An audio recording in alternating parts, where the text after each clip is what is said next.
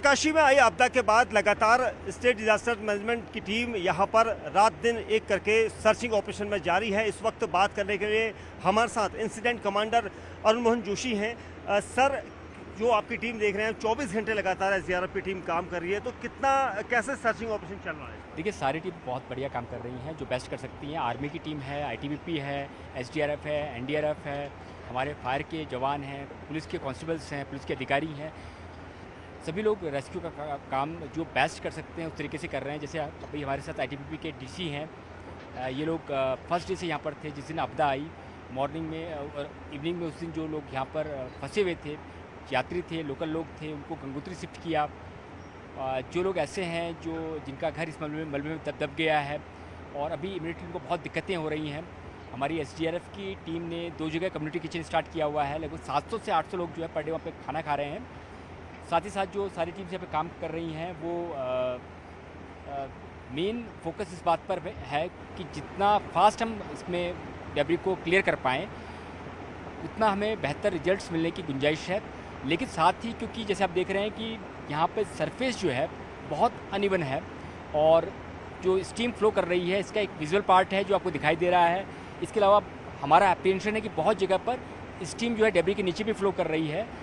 तो चाहे जो हमारे जवान यहाँ पे लगे हुए हैं काम करने, जो रेस्क्यू का काम कर रहे हैं, या जो लोकल पब्लिक है जो लगातार मूव कर रही है, बाहर से टीम्स आ रही हैं, मीडिया के लोग आ रहे हैं, उन सभी लोगों की सेफ्टी सिक्योरिटी को इंश्योर करते हुए किस तरीके से हम सर्च और रेस्क्यू का काम कर सकते हैं, उस पर हम लोग का फोकस है।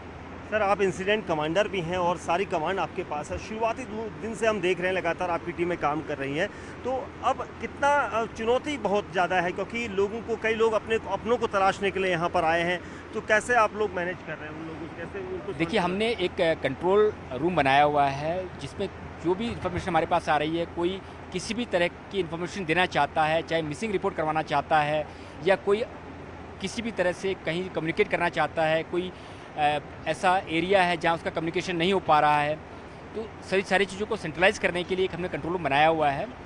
इसके अलावा जो मेजर टास्क हम लोगों के पास था फर्स्ट डे, वो था कि जो यहाँ पर फंसे हुए लोग थे, मेनली उसमें यात्री थे, गंगोत्री आए हुए थे, उनको सेफली हम यहाँ से निकाल पाएँ। वो काम पूरा हो चुका है। एक अच्छी बात भी है कि इस समय यहाँ पर कोई भी यात्री फंसा हुआ नहीं है, सभी लोग यहाँ से सेफली निकाले जा चुके हैं। इसके अलावा जो डेब्री क्लियर करके इसमें सर्च रेस्क्यू का काम है, उसको सारी एजेंसीज मिलकर कर रही हैं। आप देख रहे होंगे एनडीआरएफ की टीम लगी हुई है, एसडीआरएफ की टीम है, आर्मी है, आईटीबीपी है। मैंने कहा कि सारी एजेंसीज हैं, सभी लोग मिलकर काम कर रहे हैं। जो बेस्ट हम लोग कर सकते हैं कर रहे हैं। बड़ा चैलेंजिंग टेरेन है, आप लोग देख ही पा रहे हैं। यहाँ पर सेफ्टी को इंश्योर करते हुए, और न केवल जो जवान हम लोग काम कर रहे हैं उनकी सेफ्टी, बल्कि साथ ही जो लोग बाहर से आ रहे हैं, जैसे मीडिया के लोग आ रहे हैं, एक्सपर्ट टीम्स आ रही हैं, उनको भी उनकी भी सेफ्टी को इंश्योर करना, लोकल पब्लिक है मूव कर रही है, तो वो सारी चीज़ों को देखते हुए हम लोग काम कर रहे हैं। आज हम देख रहे हैं कि जो हाईवे, गंगोत्री हाईवे जो दब गया था पूरी तरह से, उस मलबे को यहाँ पर पाटा जा रहा है, कोशिश की जा रही है कि एक सड़क बनाने की। ये फर्स्ट डे से यहाँ पे बीआरओ की टीम लगी हुई है। इनके मुखर्जी साहब हैं जो इंजीनियर हैं, काम कर रहे हैं। अभी हम लोग की बात हुई थी, जो उनको रिक्वायरमेंट जो महसूस हो रही है वो हम लोग प्रोवाइड कर रहे हैं। तो एक पॉजिटिव बात जो है, सारी एजेंसीज मिलके काम कर रही हैं, आपस में कम्युनिकेशन बहुत अच्छा है, और एक मीटिंग करने के बाद किस तरह से हम लोग को आगे प्रोसीड करना है उसके बारे में हम लोग प्लान चेकआउट करते हैं, फिर उसके हिसाब से काम करते हैं। हमने एक सवाल और मैं पूछना चाहूँगा, डॉग स्क्वाड भी आपकी टीम लेकर चल रही है एसडीआरएफ की, तो क्योंकि एक तरफ तो सभी लोगों को यहाँ से इवैक्यूएट किया जा चुका है, जितने टूरिस्ट थे या लोकल जितने जाना चाहते थे। अब यहाँ पर सर क्या लापता लोगों के लिए सर्च ऑपरेशन जिस तरह से आपकी टीमें कर रही हैं? हाँ, अभी यहाँ पर दोनों तरह के डॉग्स हैं। जो लाइव विक्टिम को लोकेट करने वाले डॉग्स हैं वो भी हमारे पास हैं, और करीबा डॉग्स भी हमारे पास हैं, उनका भी हम लोग हेल्प ले रहे हैं। लेकिन डेब्री बहुत ज़्यादा है, उसको क्लियर करना बहुत चैलेंज है। उसके साथ साथ डेब्री के अलावा, तो जैसे मैंने कहा, हमारा अप्रीहेंशन जो है कि डेब्री के नीचे स्टीम फ्लो कर रही है और उसमें कोई फर्दर कोई इशू ना आ जाए, वो देखते हुए हम लोग काम कर रहे हैं। के डिप्टी कमांडेंट दीपक कुमार इस वक्त हमारे साथ हैं। ये उनकी पूरी टीम है जिन्होंने पूरे जितने भी घायल थे, इंजर्ड थे, जिन लोगों को रेस्क्यू में चोटें लगी थी, उनको मेडिकल सेवाएं दी। सर, अब क्या लोग और आ रहे हैं आपके पास? अभी भी लोग अब आ रहे हैं, अभी भी लोग बीमार हैं, और सबसे बड़ी बात उनके पास और कोई रास्ता तो है नहीं। हमारे सिक्योरिटी फोर्सेज की जो मेडिकल सेवाएं हैं या सिविल प्रशासन के दो हैं, वो लोग ही यहाँ पे कैंप लगा रहे हैं। बाकी जो लोकल लोग थे, लोकल डॉक्टर्स थे, वो तो अवेलेबल इस समय नहीं है। तो सिक्योरिटी फोर्सेस और प्रशासन के द्वारा जो डॉक्टर की फैसिलिटी दी गई है उसको लेकर के लोग आ रहे हैं। और ऐसी समय में जब लोगों के पास क्रोसिन भी नहीं होती और छोटी मोटी बीमारी तो होती रहती है ना, तो हमारे पास लोग आ रहे हैं। हर दिन भर में तकरीबन 60 से 80 यहाँ तक कि 100 लोगों को भी एक दिन में ट्रीट किया जा रहा है। अच्छा, ये सभी लोग लोकल हैं या टीम जो यहाँ पर रेस्क्यू में जुटी हैं वो भी लोग होंगे उसमें कुछ लोग?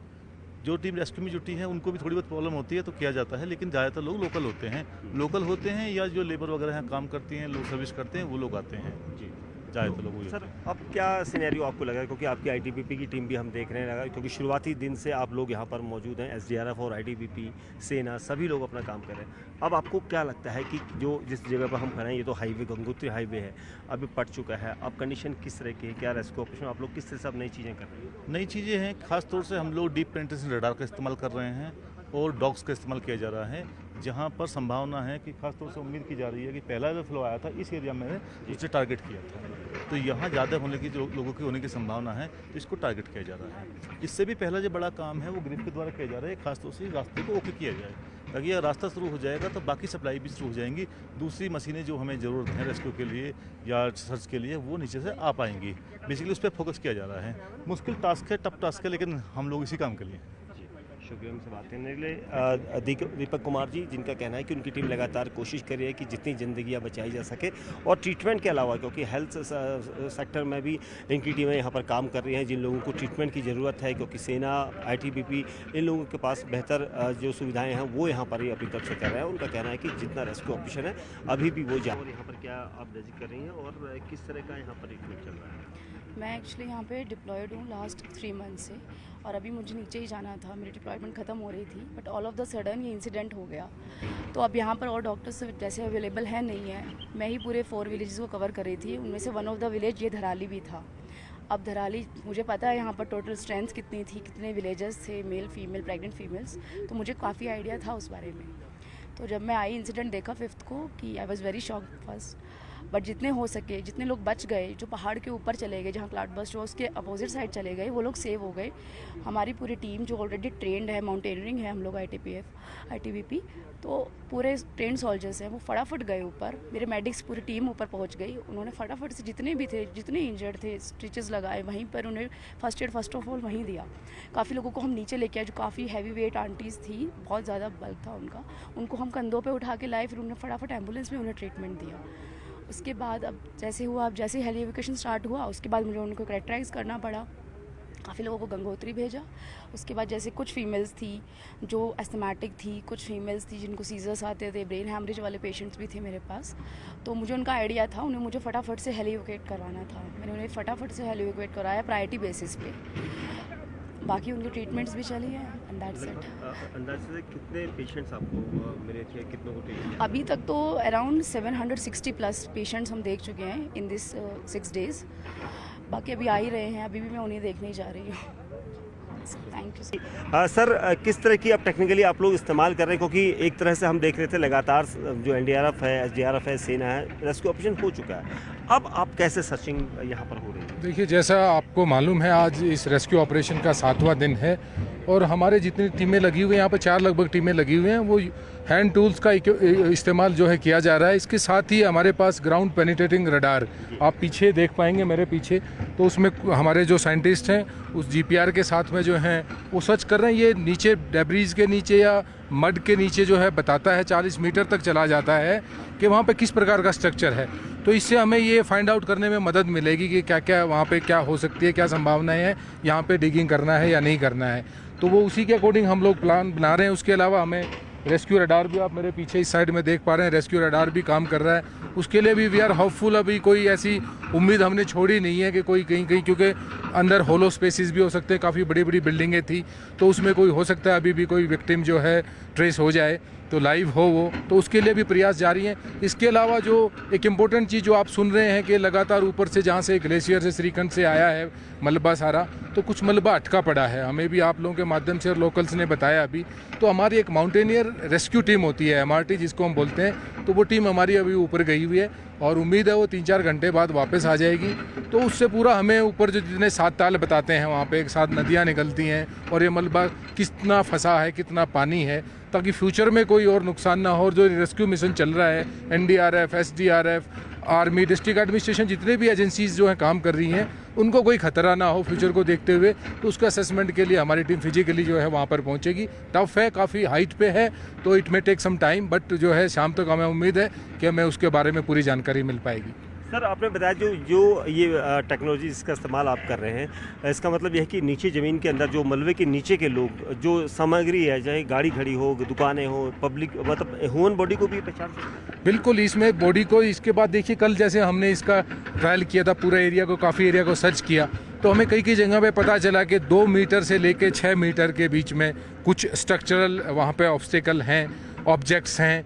किस प्रकार के हैं वो साइंटिफिक है, उसको स्टडी करना पड़ता है, उसको पता चलना पड़ता है, लेकिन उसमें ह्यूमन बीइंग भी होता है। हालांकि पानी में चूँकि थोड़ा मडी है और स्वम्पी भी है, पानी का रिसाव भी है, तो वो थोड़ा इसमें हिंड्रेंस ज़रूर पैदा करता है। बट हमें ये आइडिया ज़रूर हो जाता है कि ये पर्टिकुलर इलाका है, इसमें सर्च करेंगे तो ज़रूर हमें कुछ ना कुछ मिल सकता है। जैसे ही अब आप ये देख रहे हैं, रोड का काम भी चल रहा है, जैसे हो जाएगा ये हैवी मशीनरी हमें अवेलेबल हो जाएगी, एक्सकेवेटर वगैरह, तो उसके बाद जो है हम लोग जो है उसको खोदने की कार्रवाई, जो हमारा GPR की मदद से हमें लोकेशन ट्रेस हो रही हैं कि भाई यहाँ पर आप लोग कर सकते हैं, वहाँ पर हम और डिगिंग करेंगे तो हमें ज़्यादा बेटर सूट आउट करेगा। क्योंकि अभी आप देख रहे हैं मैनुअली डिगिंग करना इतने पत्थरों में आसान नहीं है, बट फिर भी पिछले 3 दिन से NDRF के रेस्क्यूअर इस काम में लगे हुए हैं और लगातार हमारे स्निफर डॉग भी हैं, यहाँ पर कैडेवर डॉग्स बोलते हैं, सर्च एंड रेस्क्यू डॉग हैं, वो भी अपना काम साथ साथ कर रहे हैं। तो मल्टी टास्किंग हो रही है, हर तरीके से कोशिश की जा रही है कि कोई भी ऐसा हिस्सा अछूता ना रहे, कोई इक्विपमेंट ऐसा जो हम यहाँ पे उपयोग कर पाएँ जिससे मदद मिले। प्रशासन पूरी ज़ोर तौर से लगा हुआ है, माननीय मुख्यमंत्री स्वयं इसमें देख रहे हैं, लगातार हम लोगों के बीच में आते रहते हैं। कल शाम को भी मीटिंग उन्होंने लिया, डायरेक्टर जनरल NDRF इज़ लगातार मॉनिटरिंग। तो वो सारी एजेंसियों के साथ समन्वय स्थापित करते हुए हम लोग जो है कर रहे हैं और होपफुली हम बहुत जल्दी अच्छा कुछ कर पाएंगे। सर, एक आखिरी सवाल और कि अगर जिस तरह से ये कई फिट इसमें मलबा आ गया है, आपकी जो डिगिंग चल रही है, ये अगर नीचे 20 मीटर या 20 फीट या 50 फीट नीचे कुछ हलचल दिखती है, कुछ चीज़ें दिखती, तो उतनी गहराई तक कैसे पहुँचेंगे? देखिए, कोशिश करने में तो देखिए कुछ ना कुछ, कोई भी चीज़ ऐसी असंभव नहीं होती है। हम लोग कोशिश कर रहे हैं, बट हमें उम्मीद है आज शाम तक या कल तक हमें जैसे रोड खुलेगा, ये एक्सकेवेटर वगैरह जो मशीनरी हैवी है वो उपलब्ध हो जाएगी। तो जो सस्पेक्टेड एरिया है जिसमें हम डिगिंग कर रहे हैं, तो उनको और आसान होगा, टाइम कम लगेगा, तो उसके एफर्ट्स उसी प्रकार से हम लोग कर रहे हैं। Thank you so much sir. हमारे साथ कमांडेंट NDRF के सुदेश कुमार जी, उनका कहना है कि उनकी टीम एफर्ट कर रही है और इस एफर्ट को जल्दी ही यहाँ पर देखा जा रहा है।